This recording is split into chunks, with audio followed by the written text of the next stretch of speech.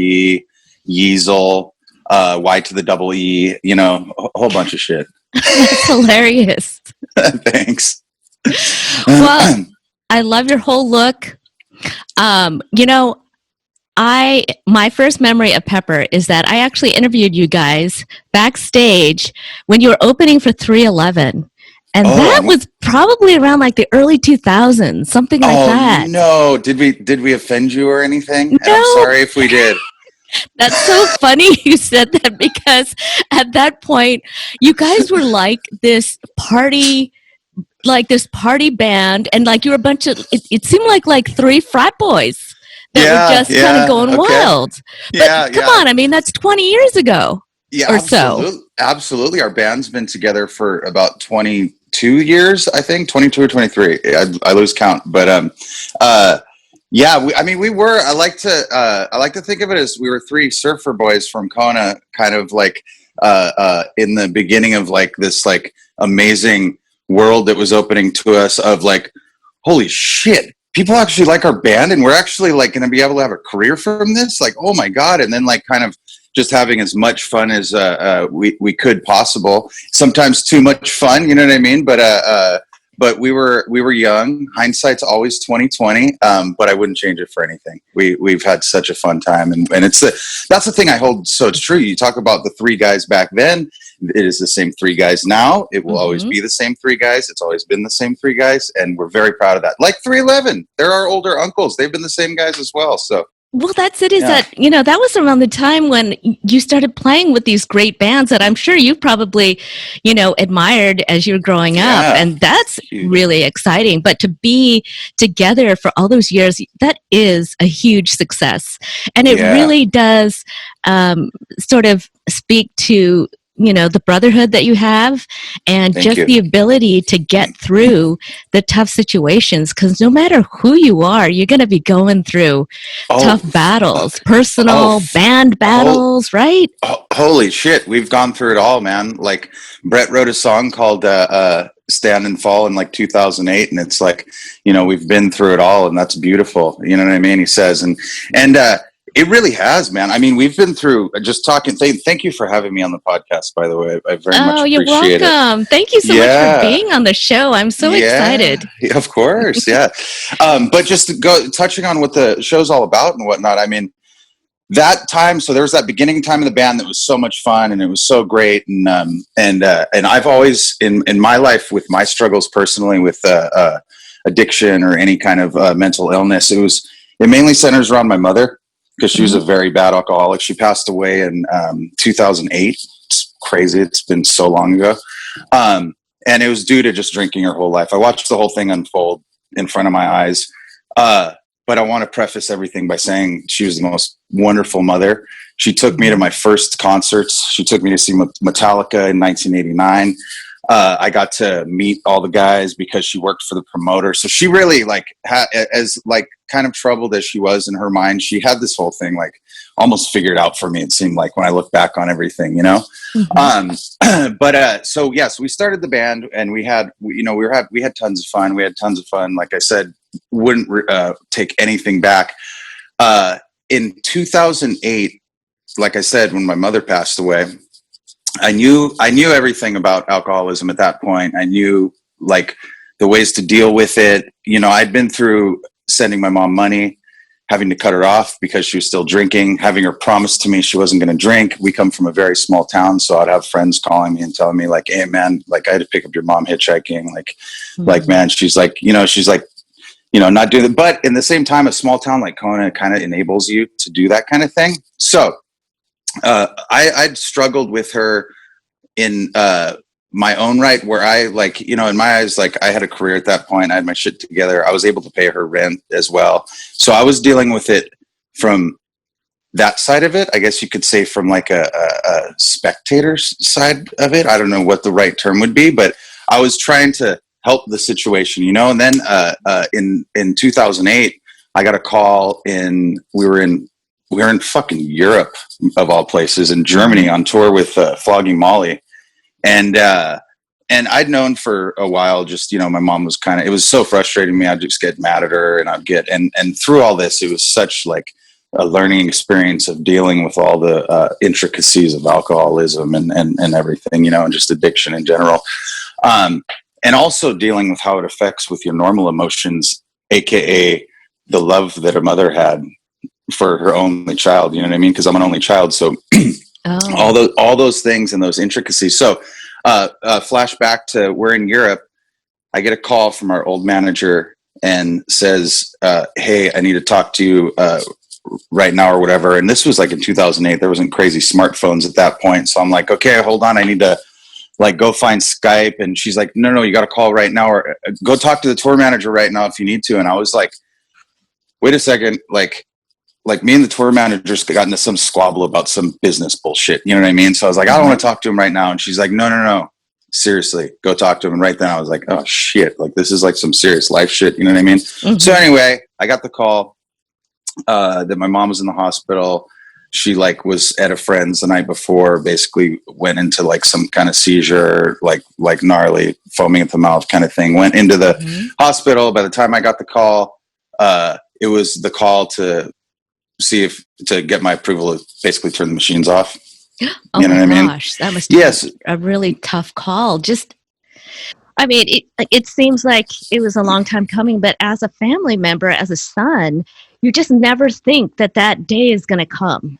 You know, you might fear it, but then when you're actually faced with it, you're like, you know, that must have been really shocking and I fucking scary. Yelled at this. I yelled at the sky, and I called my auntie, my mom's sister, and I literally was like, you have to deal. I can't.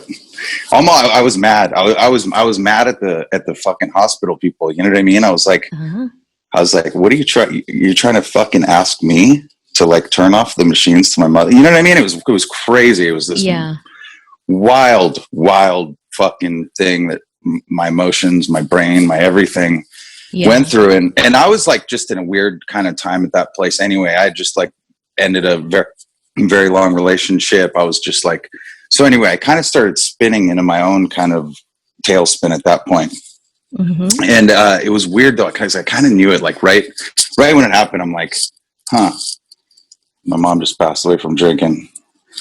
I drink quite a lot out. You know what I mean? I kind of like something entered my brain at that point of like, I don't know, some kind of like guiding light, you want to say it, or something where I knew it. And it was a weird thing because from 2008 to just to like go flash forward, I haven't drank since April 2nd, 2017. It's like one of the fucking greatest decisions I've ever made.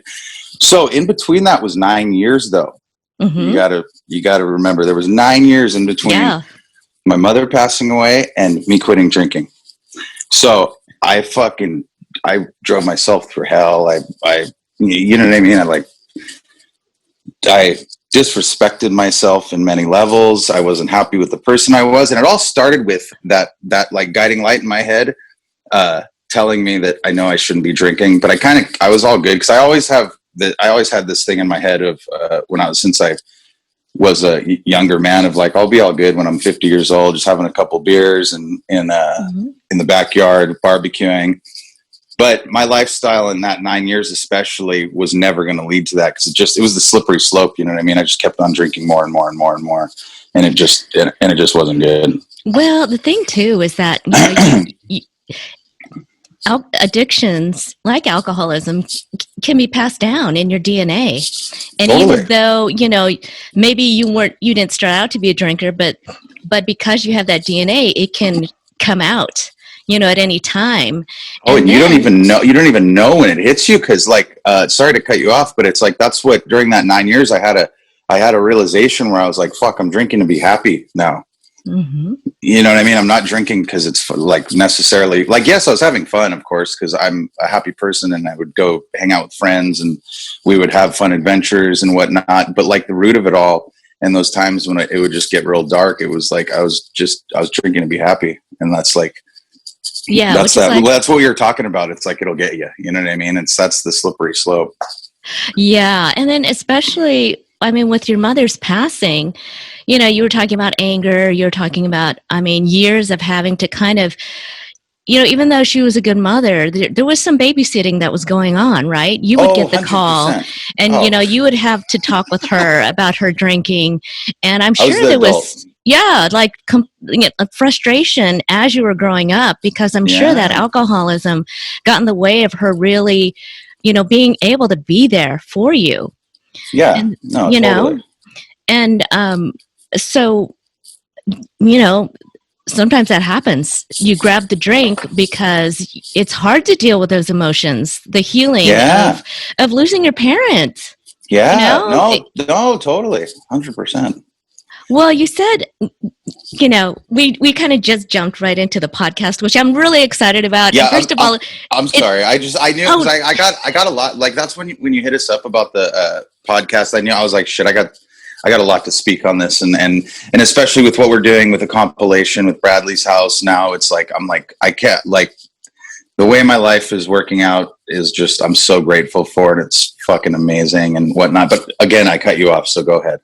No, it's okay. I love it that you are being so open about, your mother and also about yourself, because that's really what the podcast is all about. I mean, it's pre-recorded, so if there's any kind of like misstep, that always can be edited out. But you're being open and honest and vulnerable and really giving people those stories about those dark times. That's what people really relate to. It's almost like your music, right? When you spill out lyrics, you're spilling out an autobiography, and people that feel alone, in alcoholism, or maybe not even realizing that they're there, they're gonna listen to your story and say, you know what, that sounds like me. And they're good. It may be what helps them turn the corner, to help them better their lives. And we've had so many musicians that luckily have turned the corner, and are just living a life that they feel so grateful for. So I do want to thank you so much for just spilling it out and venting it out, because just like music, the more it's healthy. Yeah, it absolutely is. It just, and then of course, what's so great to help other fellow musicians, that are kind of feeling lost. And but maybe that's where we could start too, is like you're talking about your mom, but after she passed, there probably was a period of time where you sort of felt lost, or you sort of felt, and you said you went through some dark times. What were some of those? Can you give me an example, or maybe a scenario of what was involved with that?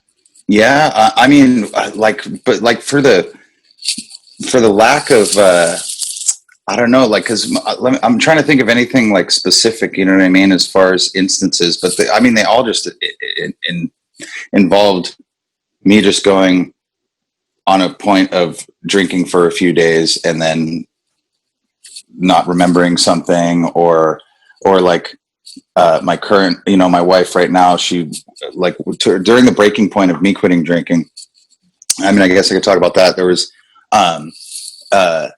time where I don't know what had happened. We went to, like, do our normal kind of have fun. We went to a party of some sort.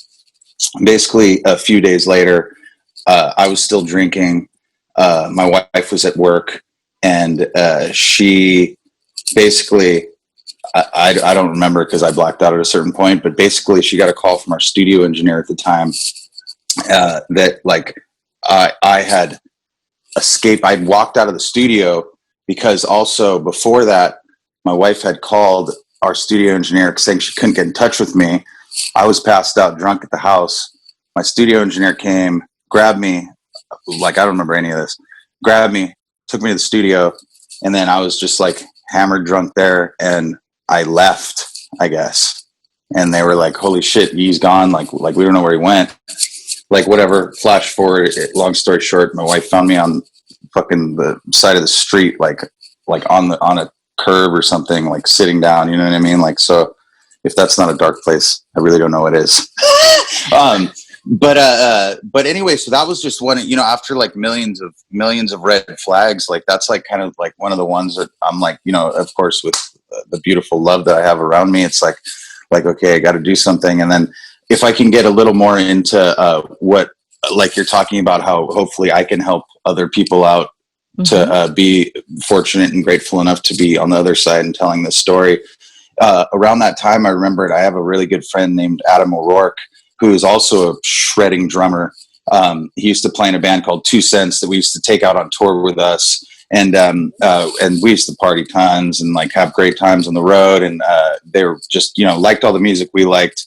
Great guys. Loved them. But anyway, around this time, I remember just reading on like his Instagram or something a year or two before that he hadn't drank for like 2 years or something like that. Like, and I was like, that always kind of stuck in my head.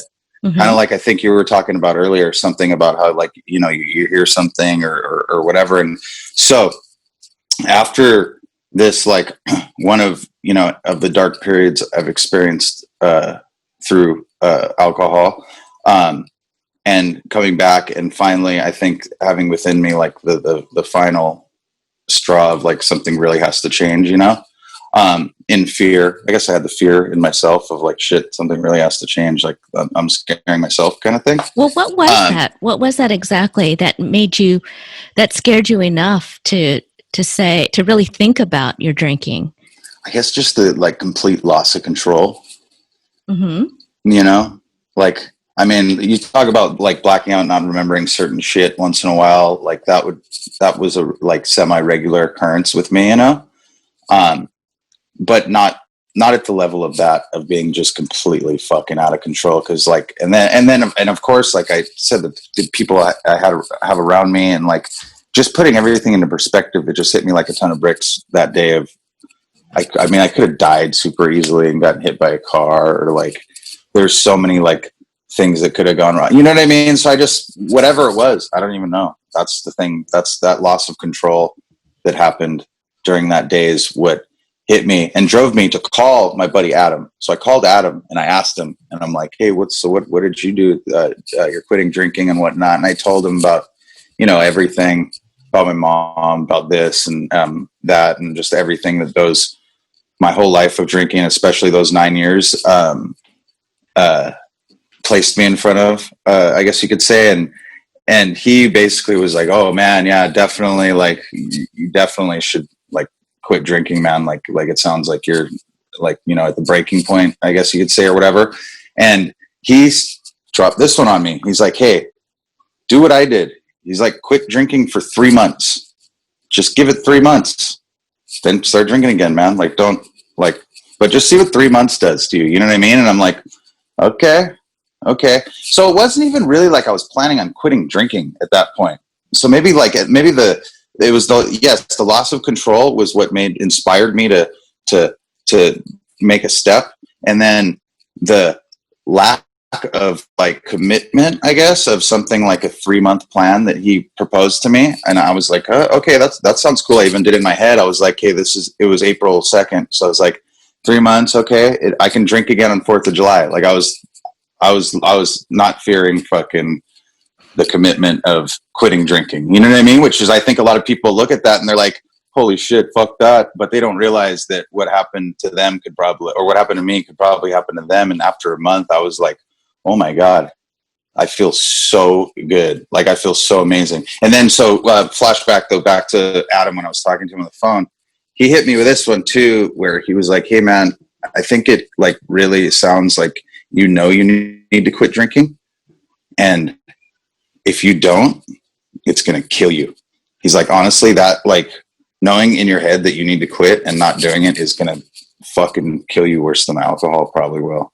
And I was like, that like I've told people that like, you know what I mean? That's like such a valuable, I think, piece of information to, I don't know if you related to addiction specifically or whatever, but just to me, that was a huge, huge part.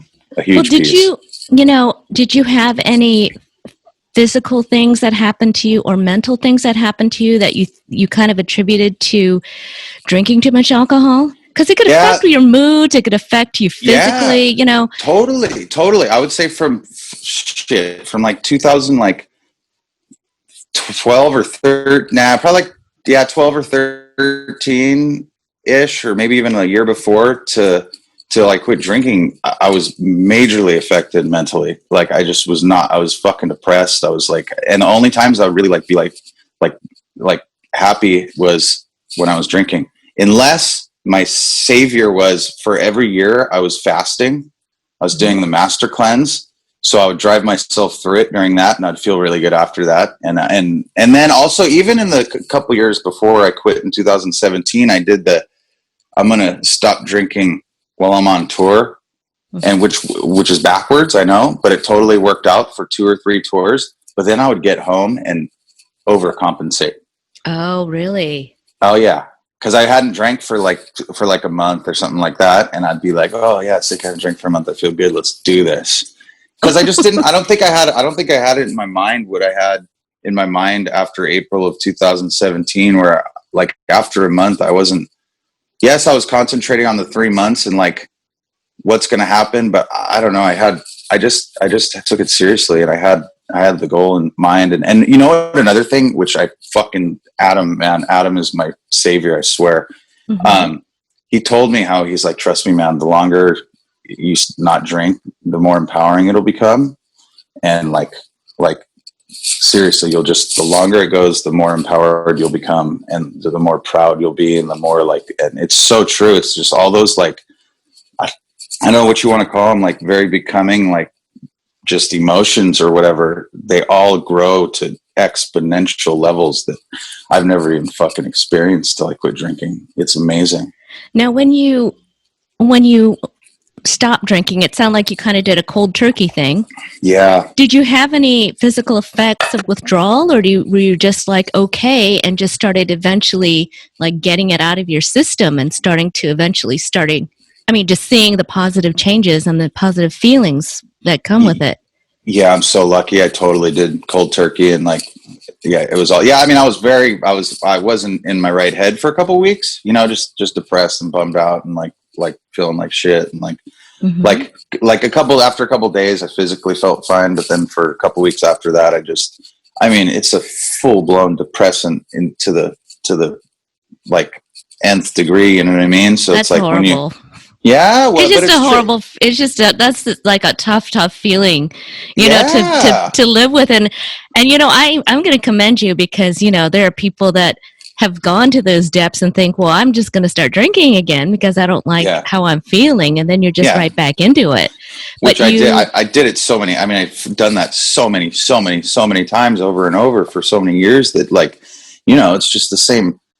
It's the definition of crazy, I think, when you're deep in alcoholism. It's like you're doing the same shit over and over. So what is going to happen? But the bad thing is it's going to get worse, because you drink more and you drink more and you drink more and you drink more, and that's why I think, like, you're thanking me for talking about this and whatnot. And it's like, I just feel lucky that I'm very grateful to be on the other side, which is why I can talk about it, and why I'm able to hopefully shed some sort of light on it, like my buddy Adam did to me. You know what I mean? It was amazing. Yeah. Well, okay. So you stopped the alcohol. Tell me, you were talking about how things started to change, how you started to feel, and it sounds like your emotions got even brighter. Oh yeah. Or more expressive, or you were able to feel the good feelings more. Yeah. Is that what it is? Yeah, I fell in love with myself like way more. You know what I mean? I was like in the best way ever. I was just like, oh my God, like I've been fucking suppressing all the fucking good shit in me. Like, you know what I mean? Like, and not like I'm like was like fucking I hate myself before that. It's just like I did not know my potential like at all. You know what I mean? And it's like, I mean, I could run you down a list of the positive shit I've done in the last 3 years that I would have never done if I was drinking. You know what I mean? I'd probably be doing the same shit, just just my bare minimum. You know what I mean? Which is like, I play drums for Pepper, like right on, and it's like, yeah, it's all come to light. It's like, just even I think the first thing I noticed was, I grew up surfing. Obviously it's like it's like what I live to do. You know what I mean? I wake up in the morning, I look at the waves, and then I go surf, and then I start my day. Mm-hmm. So that was the first thing I noticed is I was like, wait a second, I haven't fucking really been surfing much, man, for like year, you know what I mean? For some years now, which I kind of just let it go. Like when I would, like, for lack of a better term, have to surf, like my buddies or whatever, and then I would go surf. But it's like, that was the first thing I noticed. I was like, oh my God, I'm waking up early every morning. I'm fucking surfing so much. This is amazing. And that alone is going to make you feel better.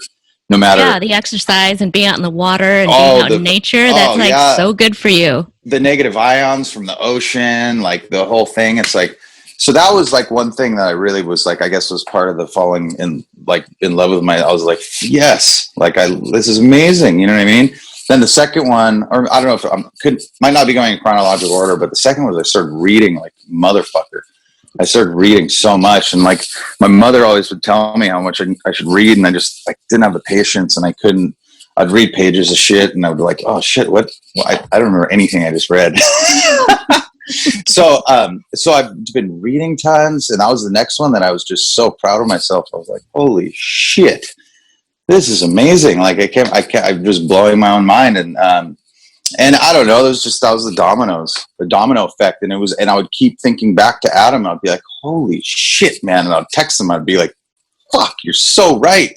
And then unfortunately enough, he actually relapsed when my buddy Adam had problems with like pills and stuff. And he kind of disappeared for a while right after I kind of like got my drinking together and got like left it behind me. And then he got clean again. He actually went to rehab and he got clean again. Mm-hmm. So then I don't even know if now that I'm talking about it now, I don't know if there was some sort of like, I was like, shit, I get like, I'm even more empowered now. Cause it's like, I get like my buddy, like he fell off and we got to make sure and he comes back. Cause I always share my amazing stories with him that I'm like, fuck, I feel so good. I went to this, like, for instance, another big pillar for me was I went to Nicaragua on a surf trip the September after the April that I quit drinking, and I was meeting all my friends I grew up with in Kona there, and I was real worried. I didn't know, like I was thinking maybe I'll start drinking then, you know, like all my boys I grew up with that we grew up drinking together. You know what I mean? That's like that's just what we did as the boys in Kona, like whatever. So anyway, I got down there and all the boys were like, hey, Yee, we heard that you haven't drank for like 6 months. Like, that's fucking epic. And I was like, yeah, fuck yeah, it is. It's so epic. You know what I mean? And I don't know if it's like, I mean, those are all the friends that dealt with my mom firsthand with me. Like Adam Broderson, for instance, like my brother, he like would help my mom move when she would be like, need to move her shit out of one place to another storage or something. Like he was like the one guy that he would always pick her up. He would always do anything for her. So it's like, those are the friends that were down there. And I think them knowing probably, obviously, they heard I hadn't drank and were like, yeah, that's awesome. So that was another, like, after that happened, I think that was the last thing that I was like, okay, pretty sure I'm done. Like, I'm pretty sure I'm done for good. Well, that's really wonderful that your old drinking buddies kind of, congratulated you and gave you the high five. Because, well, they're my friends. That's why first, you know what I mean? That's the thing. That's the things you realize that, like, yes, of course they're my drinking buddies and shit, they still are, but I don't drink. That's all. I drink LaCroix now. You know what I mean? But it's just, they're beautiful brothers of mine and they're friends and they love me. And then I felt that and I was like, yes, like I don't know. And I just go back to who you surround yourself with is so amazing and so crucial, because who knows if after that 3 months, like, I don't know if I would have been hanging out with a different group of people, would have had different people around me. I don't know. Who knows? Maybe it would have worked out different. Maybe it wouldn't have. But there's a lot to be said with the people you surround yourself with, you know? Yeah. Yeah, because you could have been surrounded by friends that were trying to pull you the other way, right? Like, come on, come on. You could have a beer. You could have a couple beers, you know. And then, like you said, there's a slippery slope. And I'm sure you've gone through that, right? The back and forth and, trying different ways to be able to maybe drink and, not get out of control. But, you thankfully have got to a point where, you know your body and your behavior, you know, with alcohol. And I mean, that's a real sense of maturity, right? Through experience, through like tough experience. I hope, and yeah, I mean, they're like all those stories, like I mentioned, the one of me ending up on the fucking side of the road, like all those, that kind of shit happened here and there, whatever. There's those bad experiences, not the same or whatever, but yes, all those, it was tough, man. It was fucking brutal. Like it took me to the ends of like being on the other side of trauma and back again. You know what I'm saying? It's like all these traumatic experiences fucking, excuse my French, I'm sorry. Okay. But it separated me so far from my true self, you know what I mean? That I like literally was looking back at like, who the fuck is this guy? You know what I mean? Like I wish, I don't know if I was saying it then, but I'm just like, God, I wish you weren't acting like such an idiot. You know what I mean? It would be mainly like things like the next day, like, oh my God, like what the, and, well, I'm sure you heard of stories the day after.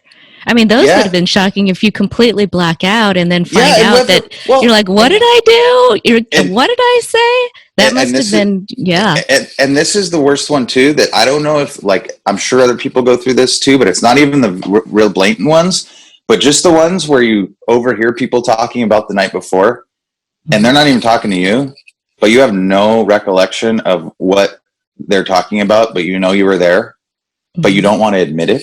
So you're not going to interject into that conversation. That shit killed me. And that was like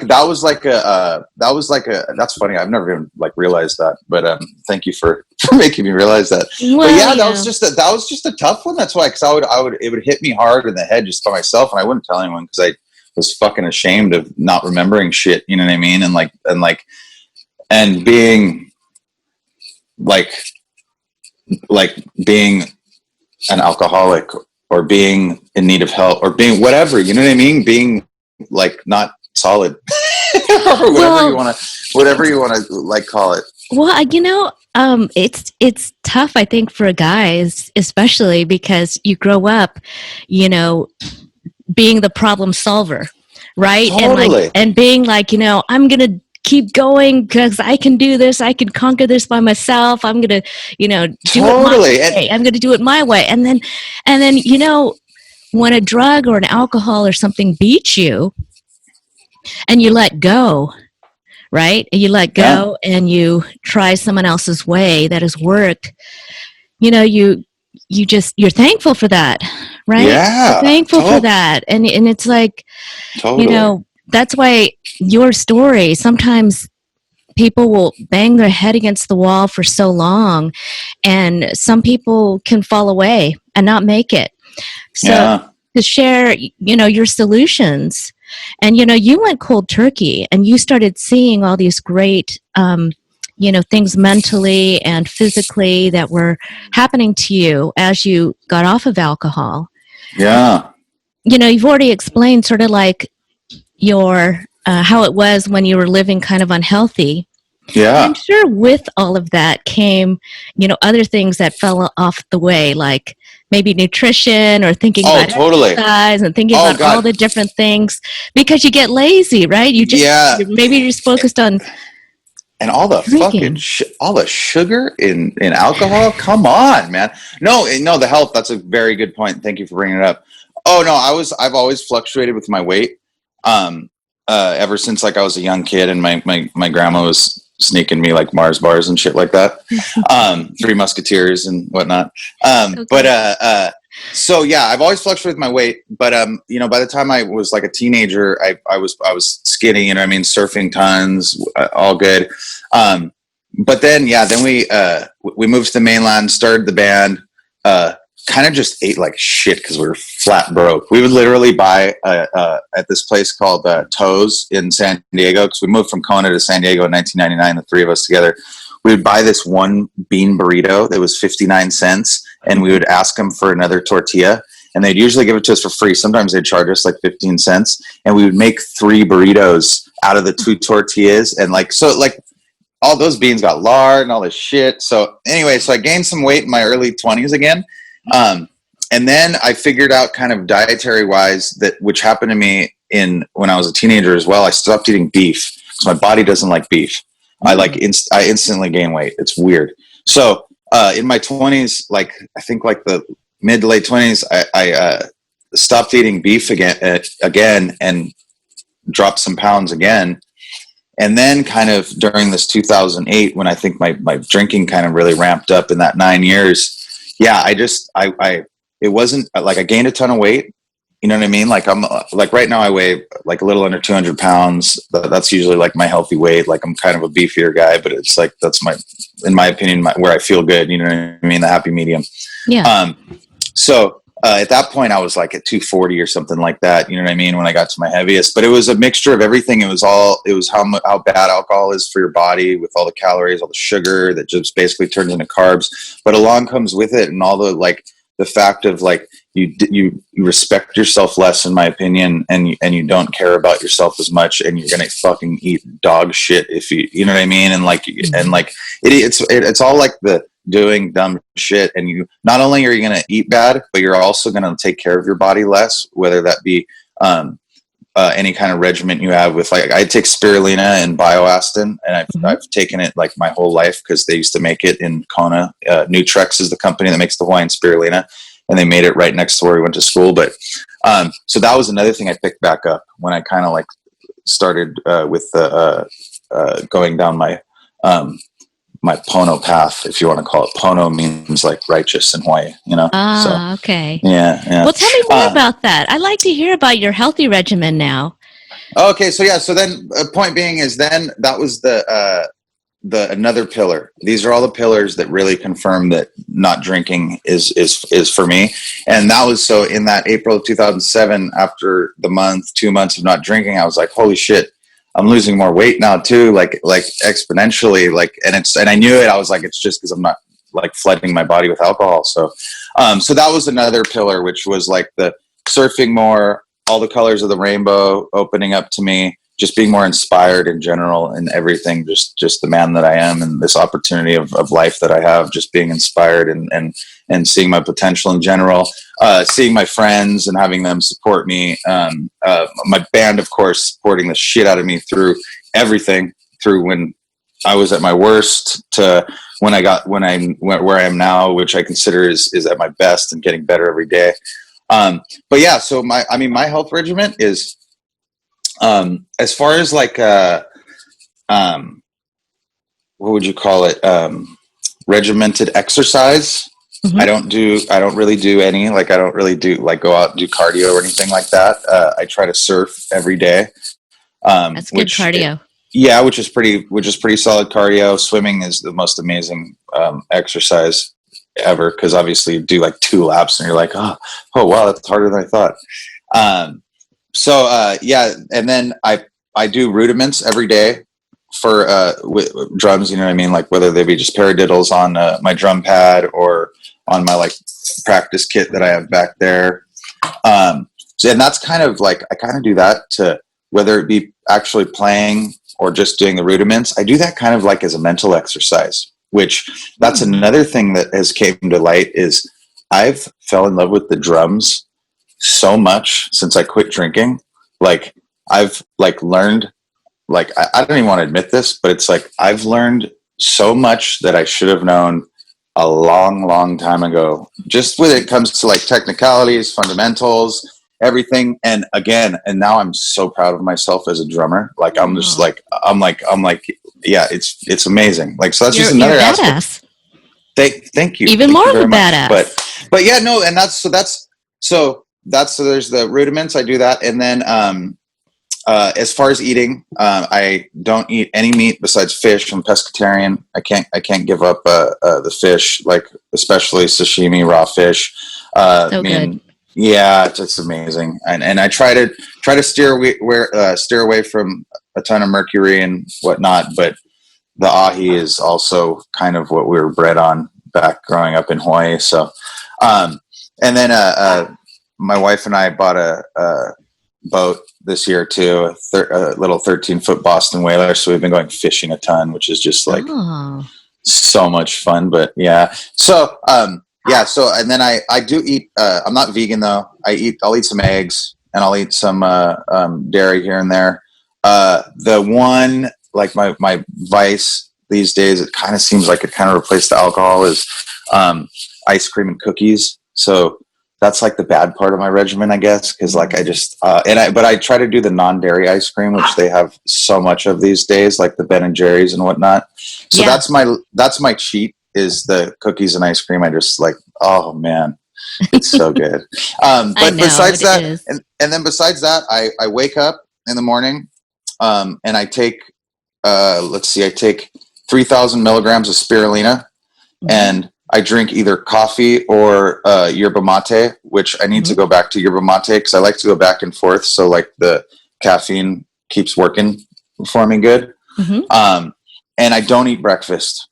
That's probably might be a controversial one, but I don't eat breakfast, and I surf every morning. I totally, I think, in my opinion, get way enough nutrients and energy from the spirulina and from the yerba mate or the coffee, and I don't feel hungry or anything. And then I eat a light lunch around like sometime between like 12 to 2, in between there.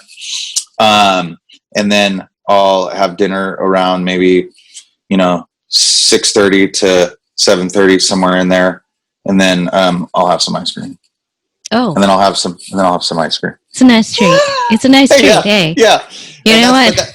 But that's pretty much how I eat every day. I kind of don't, whether I'm on tour, we're lucky enough that we've realized that on tour, which we can't wait to get back out there and play for you guys and everyone again. But we've realized that a toaster oven on a tour bus is the equivalent of having a damn oven on there, because I'll throw smoked salmon in that thing and sear the smoked salmon, and it'll smell like the best pastrami you've ever smelt in your whole entire life. And I'll throw it on a bagel with some sprouts. That's the other part of my diet.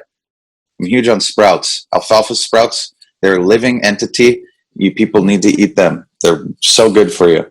And nutritional yeast too. I put nutritional yeast on almost like anything. It's amazing. You know what? I do that too. Yeah. And, you could put it on top of spaghetti because it kind of tastes a little like cheese. Yes, but it's got all these great B vitamins, right? And probiotics.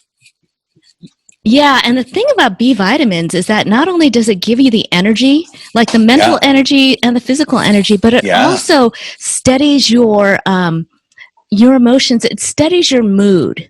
So it's something, sometimes we get frustrated, or there's roadblocks in the day. We don't get as frustrated. We just, there's a sense of just this wonderful calm, but also, being excited about life. Yeah, totally. And it's got it's got a cerebral thing too, where it's like it gets you going in the brain too. You know what I mean? The vitamin B is amazing. What was I saying right before that though? I had something good. Well, you talked about the spirulina. Yep. You talked about alfalfa sprouts. Yeah, the sprouts. And then live sprouts. Yeah, and then yeast. And you talked about coconut ice cream, or or almond based, almond based. Ben and Jerry's is making a sunflower seed based one these days. Well, I also saw, talking about you being motivated and doing all these things. I know that you are a partner in Law Records, which is putting out, the house that Bradley built, the CD. Yeah. And we've got to talk about that, because that is such an incredible project. Oh, man. Tell me about that project and how you got involved with it. Yeah, totally. So Law Records is it's our record label, the band. It's Pepper's record label. The three of us are the three partners, and we. Just quick history. My dad actually started it in 1983 because he had a band called The Law. And here, actually, let's see. I got a poster right there. We got percussion going everywhere. But anyway, it sounds good. There it is. See the guy with the perm? Yeah. That's wow. My dad. Yeah, he looks nothing like that these days, obviously. But and so that was their band, The Law. Okay. I also have a Tool backstage pass there. All right. Pretty amazing. So he started the label, and then we revamped it in 2003. And so nonetheless, we brought on Paul Milbury, who's the general manager of Law Records these days, and he is just an absolute hammer of general manager. And he hit up the Nowell Foundation because he had talked to Kellie, who's Bradley's sister, Bradley from Sublime's sister, briefly, I think, before he even started working with us and just chatting. I don't know if it was about this idea specifically, but he reconnected with her after he started working for us and pitched the idea to make this acoustic tribute, because Pepper probably wouldn't be a band if it wasn't for Sublime, along with like a ton of our peers bands. So he's like, Bradley's one of the greats to us, and like to be able to honor him in any capacity is such an honor, and we're so grateful for it. So Paul hit her up, and we're really big fans of the Sublime and Friends acoustic album that they put out in 1998, I believe, right after Bradley passed away, which is in turn just him playing acoustic guitar and singing songs in, I think, 3 different bars that they just recorded live. And that was our inspiration for the content of the house that Bradley built. We were like, we want to go hit up all of our friends' bands. We want to hit up bands that we're fans of, that we love, that inspire us, and see if they'll donate their time to do a Sublime cover of their choice that inspires them. And in turn, all the money is going to go to the Nowell Foundation to build Bradley's house, which is this hat I'm wearing. Mm-hmm. And that's going to be an 8-bed inpatient rehab center in Orange County, California, specifically for people in the music industry and musicians that are battling with addiction, and to hopefully bring some positive, actually not hopefully, I know we're going to bring some positive to people struggling with the same battles that unfortunately Bradley's life succumbed to, and we're turning all that into amazingness, which he does every day, because his music is just so, it's magic. It's absolute magic. Well, it is. And, it opened up just this whole, it opened up reggae, but it opened up like a mixture of, rock and surf and, ska, and it inspired so many bands. Mm-hmm. And the fact that he passed away from a heroin overdose in 96, really before they even got to the level of so many people knowing about Sublime. So totally. It's wonderful to know that, not only his music is going to change the world and, the music industry, but also, his life is going to represent recovery and healing for a lot of musicians that, are still maybe struggling and need that for help. And also and also, how it is, people that are struggling probably aren't going to be like very well off with money for recovery either, so it's like, it's going to be amazing to have a place like this that, it's like, hopefully people aren't going to be struggling so hard that they have no choice. You know what I mean? It's like this. Some people are like, this is my only choice. This is my life. So it's like, it's like the foundation says, where there's a will, there's a way out. And that's what the Nowell Family Foundation is all about. And that's what Bradley's house is going to be about. And we are just amazed at the response. We've had, I think, 6 or 8, maybe this week will be the 8th song that comes out, because we've been doing 2 releases every week on all the digital platforms. And then the vinyl comes out, and the whole record of 24 songs comes out on September 4th. And it's amazing, man. We've got the Descendants recovered the song Hope that Sublime covered of theirs. So like, as Milo quoted himself, it's a very meta cover. So, so to have that, like, me and Paul are just like, when we started down this road, we would wake up every morning. We're like, oh my God, this is like Christmas every morning. And like, looking at our email inbox, we were like, are you kidding me? We just got an email. And then we'd be calling each other. Did you see the email from Milo? And like, then it all started happening, and we got these like looks from Brooklyn Vegan and all these, and like, then we're getting quotes back from him, and we're like, what is going on? I can't believe this.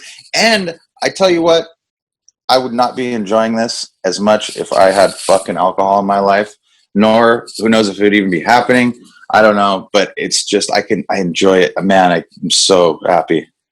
I'm so happy for you. I'm so happy for you because, getting clean, it's also getting clearing your mind, and just, it sounds super corny to say like a natural high, but there are so many natural highs, totally. that your body can provide when it's healthy and happy. Totally. And the people that you have on this CD, you have Jim Lindbergh of Pennywise. Yeah. You've got G-Love. Yeah, I played drums on that song, by the way, too. Very nice. April 29th. So yeah, awesome. It was really rad. Just real quick, we hit him up to a song, and he was like, "Absolutely, I'd love to." And then he hit us back. He's like, "Hey, can you lay drums on it?" I was like, "Wait, what? Me? You serious?" And so that was another huge honor. It was just amazing. So yeah, go on, G-Love. Yeah, and gosh, and the thing about this that I thought was super cool too was that a lot of the songs were never released, acoustic covers of Brad's music. And so these were like sublime songs that people have never heard. And that's super cool. Along with the fact that Rivers of Babylon is sung by Brad's son, Jacob, and his dad. Oh my God! Have you heard it yet? Have you got? I haven't. Copy? I've been trying to find it because. But what I did do was I've heard Jacob sing, and my gosh, what a voice! Yeah, what a voice! I mean, the guy's got the DNA, man. Yeah, he does, and he does sound a lot like his dad, but in his own unique way. Totally. He has different style. I mean, he sounds like tonally like his dad, but I like how he's taking a different thing. He's kind of more of a rock guy. He's kind of more like kind of like a little more angst to his music and whatnot. So I mean, it's cool. You also look at someone like Jacob, and it's like, talk about like filling shoes and like just being, you know what I mean? Like he barely knew his dad and like everything. And that's actually, I want to talk real quick about the Nowell family, man. They are such an amazing family. We've been so grateful to go. We spent Christmas with them and this last year and sung Christmas tunes with Papa Jim and like just they brought us in like family, and we just like had the most amazing fun and then just like leaving them and just realizing the struggle they've been through and just like stories I'm not going to go into, but other stories that you hear besides of the biggest tragedy of them all, and their son / brother / father passing away, and they're some of the most gracious, happy people you will ever meet in your life. And it just is so amazing to me. It's like, I tell my wife every time after we see them, like, man, just the epitome of grace under pressure. And they're just, you know what I mean? They're just the most amazing people. And they've been through it all, man, you know? Yeah. And just the fact that you were able to really do something for, a man that inspired you and your band and so many others. And just feeling really good about that. Because I did talk with Kellie, and Kellie, I don't know, it just seemed like it's coming full circle with the Bradley House. Yeah. They've kind of been thinking about how are we going to kind of pay tribute, but also give back. Yeah.